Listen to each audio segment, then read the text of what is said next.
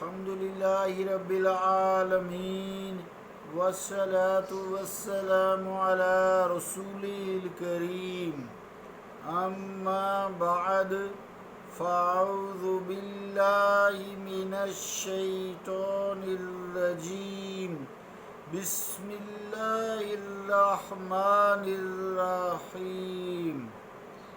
عزیزان گرامی قدر، السلام علیکم ورحمۃ اللہ وبرکاتہ۔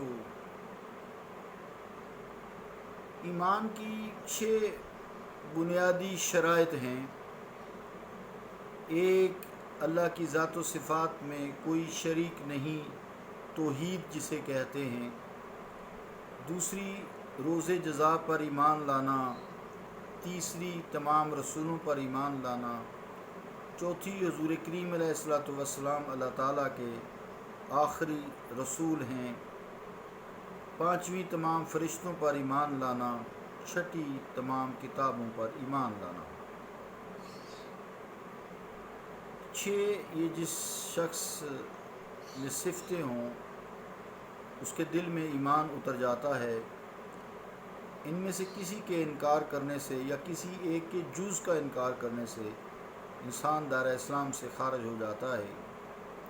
جیسے 1,00,000 کم و بیش 24,000 پیغمبر ہیں، ان میں سے کسی کا انکار دائرہ اسلام سے خراج ہے۔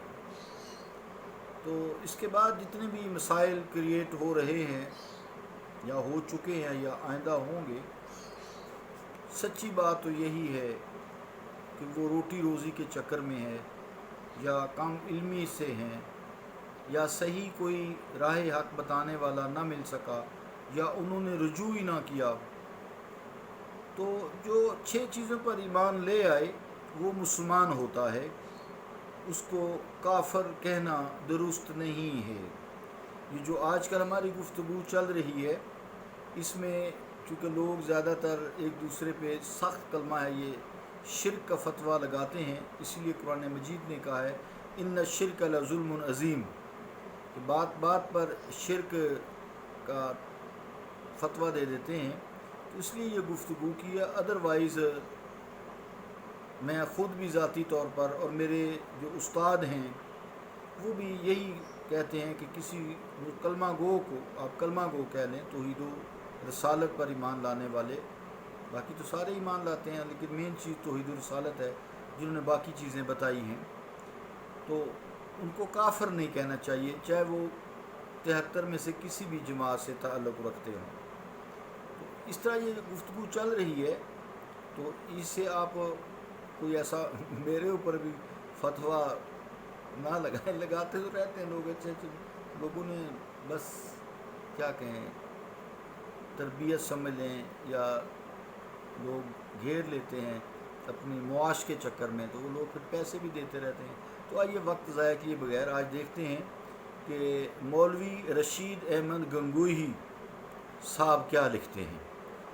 وہ لکھتے ہیں اللہ تعالیٰ نے شیطان کو اس بات کی قدرت دے دی ہے جس طرح ملک الموت کو سب جگہ موجود ہونے پر قادر کر دیا ہے۔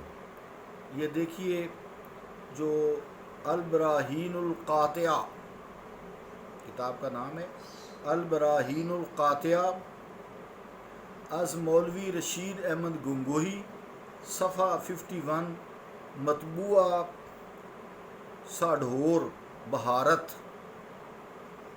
یہ ساری بات میں نصیر الدین شاہ صاحب کے حوالے سے کر رہا ہوں، میری کوئی حیثیت نہیں ہے، لیکن اللہ تعالیٰ کا فضل ہے ایسے استاد ملے، مہربان شفیق استاد ملے جو دین فروش نہیں ہے۔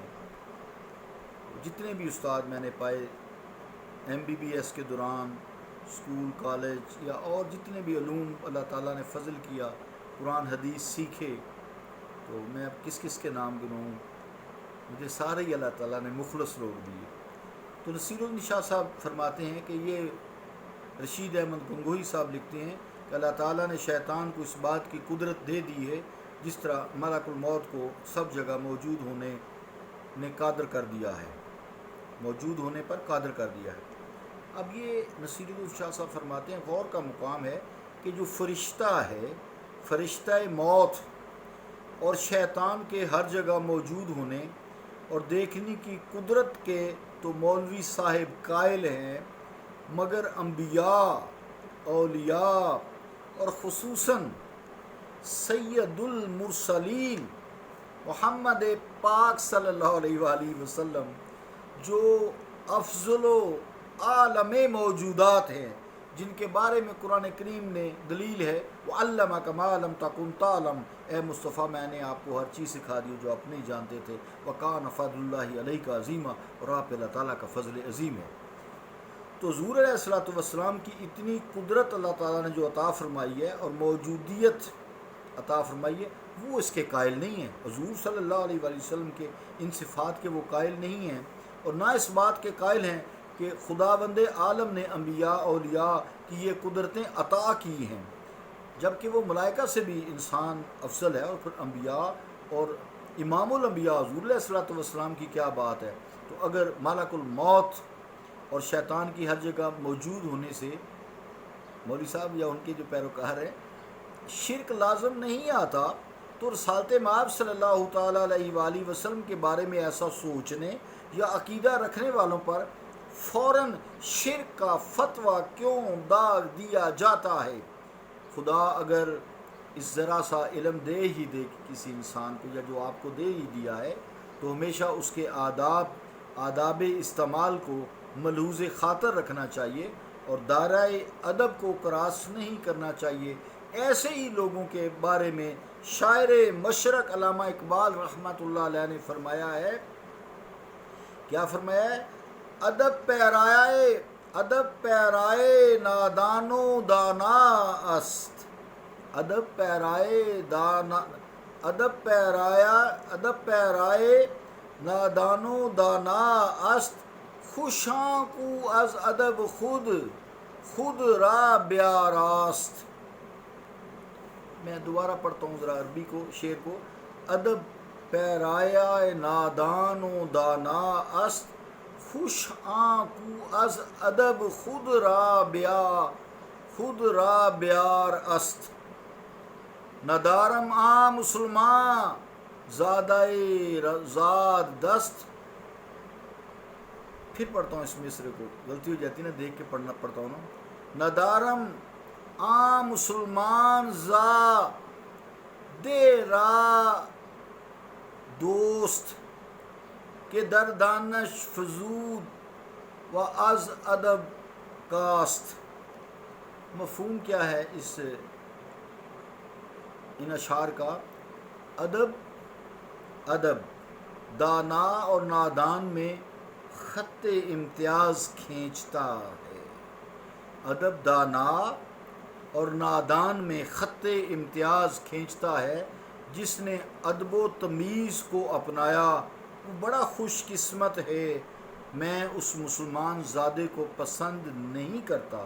ندارم عام مسلمان، جو علم و دانش میں تو بہت بڑھ گیا، زادے را دوست یعنی علم و دانش میں تو بہت بڑھ گیا، مگر ادب و احترام کی طرف اتنا ہی گھٹ گیا۔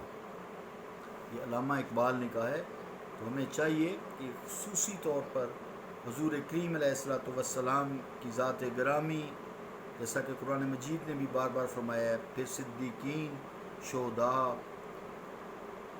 جو صالحین ہیں جن میں اولیاء علماء خیر ہیں، ہم ان کا ادب کریں، احترام کریں، کوئی الفاظ ایسا زبان پر نہ لائیں یا ایسا تعریف میں نہ لائیں جس سے ان کی صفات کا انکار ہوتا ہو، بے ادبی ہوتی ہو، گستاخی ہوتی ہو۔ صلی اللہ تعالیٰ علی رسول خیر خلقہ محمد وعلی آلہ و اصحابہ اجمعین برحمتک یا ارحم الراحمین۔